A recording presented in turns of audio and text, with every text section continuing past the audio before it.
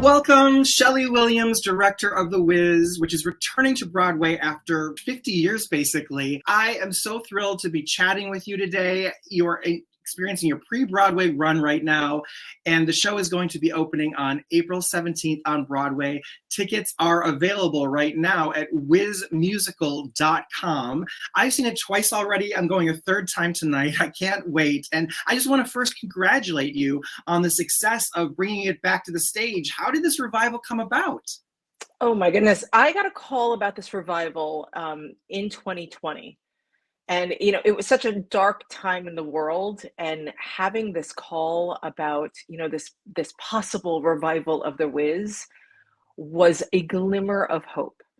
I couldn't believe that a show that meant so much to me was coming to me at a time when I wanted to focus on joy and in thinking about the incredible impact that it could have on a new generation.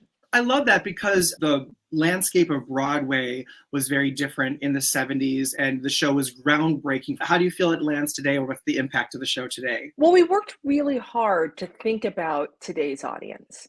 The Wiz is a legacy, first built on The Wizard of Oz, which had a tremendous impact on me and multiple generations around the world, and really thinking about how do we introduce this story to a new generation? And very specifically to a new generation of African Americans who may not have had the Wiz in their life for quite some time. So we thought about, first of all, humor doesn't always age well. So we thought about, what is the humor that we can bring to it that is more modern day? And then how do we take a story that was, the music is deeply trenched in the 70s? How do we modernize it in a way that feels really timeless and eclectic and reflects all the musical genres that African Americans have had a tremendous impact on? Well, you did it. Thank you. So were you involved in the project before bringing Amber in, and were discussions about updating it prior to her addition? Yeah, so Amber did a production of The Wiz back in 2016 at the Muni. And so when I came aboard, I was able to read the draft of that production, and then really talk about, how to restructure this production. And this new restructuring is really based on, I went back and read the original book and looked at all the source material and kind of got to pick what I thought were important dramatic moments to include. What are some things maybe that we don't know that we might want to know about these characters? And really thought about the pacing of the show. So when I first did my outline of the show, I began conversations with Amber, and she's amazing. And we just, really began to think about the structure of the show, and very, very early on brought music into this, because the music is the heart and soul of this production. I mean, the music really is. I mean, in any musical, it could be argued, but a lot of shows, are hit shows and run a real long time, and you walk away and there's one song people remember. It's like Cats, it's memory. You look at The Wiz and there's 15 songs at least that you walk out of the theater and you love them all, and they're catchy and memorable. And so getting to work with that is a great foundation. And then and those are all there. I love, by the way, that you brought in the Scarecrow's original song, I Was Born on the Day Before Yesterday, in a very clever way. Well, thank you. It was a song that I wanted to figure out, because we are using You Can't Win in the show as his introduction. But I kept going back to those lyrics. And for me, it's all about story. How do these lyrics weave in and take us to the next place? And as we got to that moment in the show, I was like, oh my gosh, there's some lyrics here that really serve us. Let's see if there's a way for us to use this song in an inventive way, but still make it a part of this production. You are so brilliant at doing that. The same can be said for how the show opens with a musical. I want to call it a reprise, but it's not technically. A pre-prise, as we call it. Right? And it's so brilliant, because the first time I saw it, I was confused. I was like, what's going on here? But then when it comes in later in that act, and then again at the end of the show, it hits so much harder when Dorothy fills in the blank. It makes so much Mhm. sense. And that is clever and careful storytelling. So I want to congratulate you on that. Thank you. That, it was interesting to read the piece. I had never read The Wiz. I had done The Wiz in high school, so maybe I'd read it, when I Mm. was 18, but I hadn't read it with a really critical eye until 2020 when I got the script. And one of the things that really hit me about the show was that the first person we hear from is on M. Mm. And I really wanted to hear from our protagonist first. I wanted to know whose eyes we are seeing this show through. And so it kind of presented a unique challenge, but also a unique opportunity for us to introduce Dorothy and kind of understand in some small way why she is there, why she feels lost, what her plight is, so we know the necessity of this journey from a Mhm. musical perspective. Yeah. Mhm. The 1978 film adaptation means a lot to people as well, and I love it. And what are your thoughts about the film? The film meant so much to me in 1978 when it came out. I was 7 years old. I hadn't seen films that were all Black films, and certainly, not on a regular basis. And so that film is such a touchstone for me. I mean, I've seen it hundreds of times.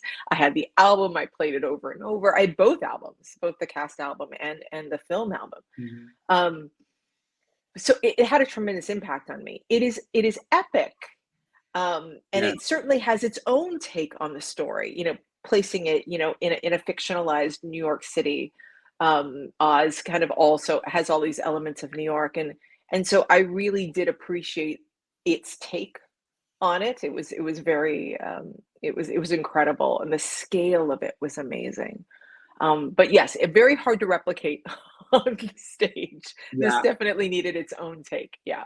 Yeah, I will say I picked up on those references and influences in the show, not only from the Wiz movie, but also from the Wizard of Oz movie. How Yeah. intentional was that? It was absolutely intentional. Um, it was really important to me that everyone has their own touchstone into the story. And I didn't want people who loved the book to feel like they couldn't find their way into this Wiz, or people who loved The Wizard of Oz, or people who love the Wiz, stage production versus the movie.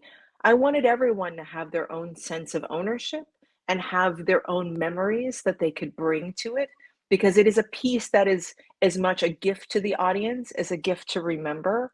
It's such a beautiful story that so many of us cherish so deeply, that I wanted everyone to feel like that their version of this story that brought them to this show was valid and loved and appreciated, and they could see those moments and savor them. I mean, Shelley, like, I love that you did that. There's so many things. There's a lot of Oz projects that where am I? That Yeah. I could point to that are we're not that careful in crafting a story and that intentional in speaking to the fans.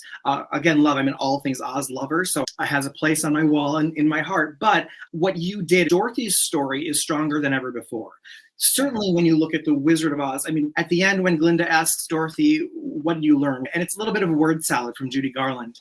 Here, by this moment in your version of the Wiz, we can measure throughout the show Dorothy's growth and character arc. And I can't remember a stronger example of this universal story being illustrated that way. So clearly that was done with great intention. Do you want to tell me about that process? Yeah, I'm a mom with 2 girls. So, there was great intention. What I thought about were my 2 daughters are 12 and 13, and what I thought about in this story was, what do I want young women to understand about their ownership? It was important to me that Dorothy was not, a 9-year-old or a 12-year-old, that she was a little bit older, and she had the ability to have bigger consequences, to be braver, to learn greater lessons. And for her to walk away with the choice to go home is not to run back to something familiar, but to walk into a future in which she knows that she can be brave and honestly face. And that's something that I want all young people to realize as they navigate, their own lives. how you choose your tribe, the people that genuinely appreciate you and see your differences as assets and celebrate you for who you are. When you meet those challenges, that there's not a magical being who's going to fix everything. Anyone who promises that of you is certainly a con man or con person, as it were. Um, and that at the end of your journey, you make the choice of how your future will be. And that is a brave and honest and independent choice. And you know when you're ready. So that to me, I think of this show as a gift to my daughters and what I hope is a gift to a generation of young people that see their ownership over the choices they make and the future they have. Schele, you're amazing. Oh, I'm a mama, I like love you.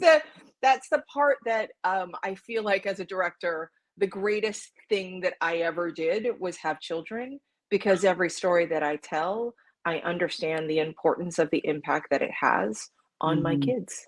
But you know what, Shelley? There are so many directors and art and content creators out there that have children that are not as intentional or loving, let's say, as you are. And I just want to compliment you on that. And I am a single, childless person, but I'm feeling it when I watch your work. So Oh, again, I want to thank you for it. The, thank you.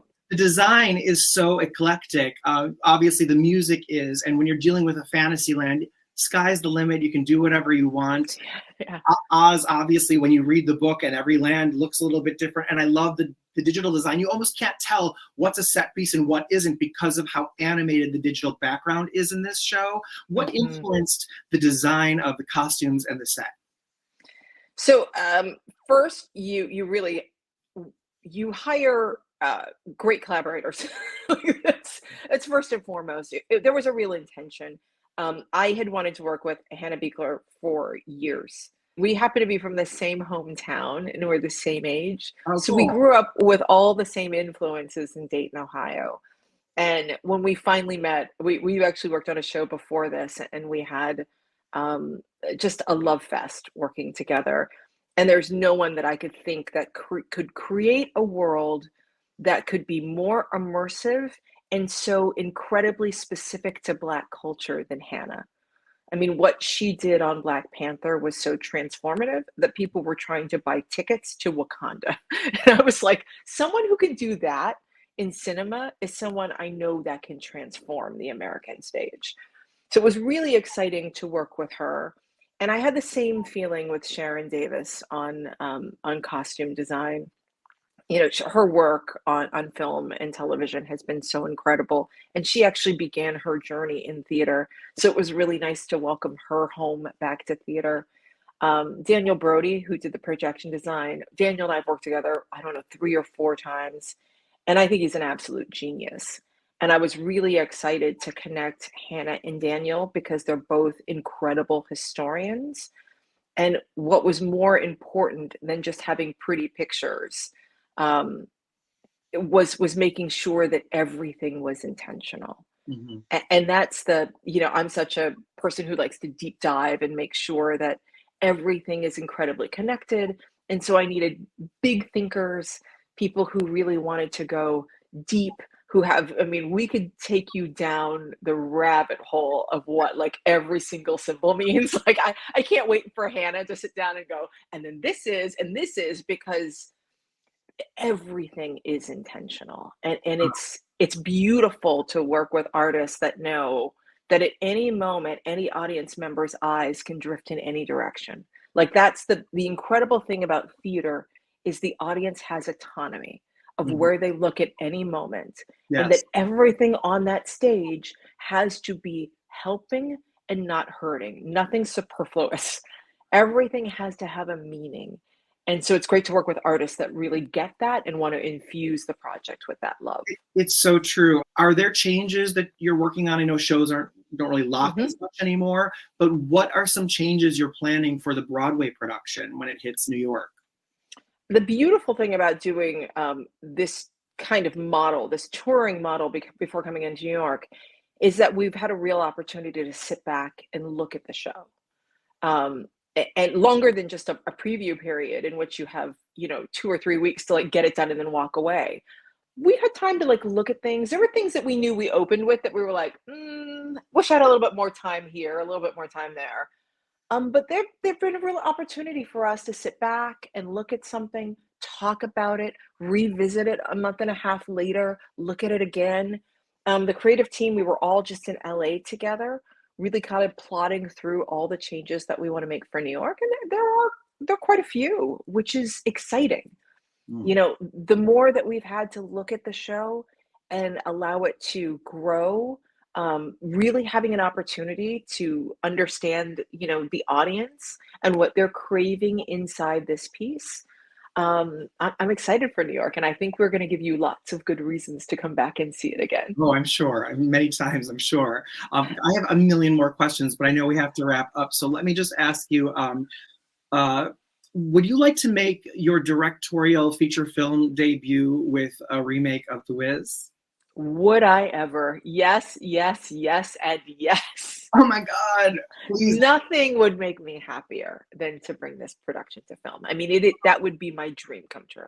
That would be my dream come true to see you make that movie, Shelley. Honestly, like when there were other directors talked about for the Wicked adaptation, and when John Chu was finally making it happen, I was like, right guy, as is evidenced by things that have leaked. Yeah.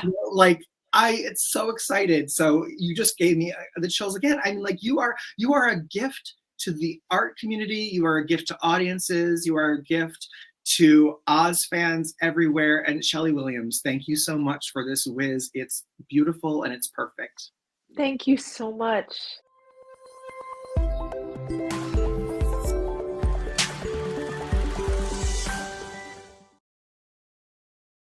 In high school in 1990, they did The Wiz. I got to be the Scarecrow. So I was very, very excited, that I guess I was alive at a time when schools still thought they could get away with that, right?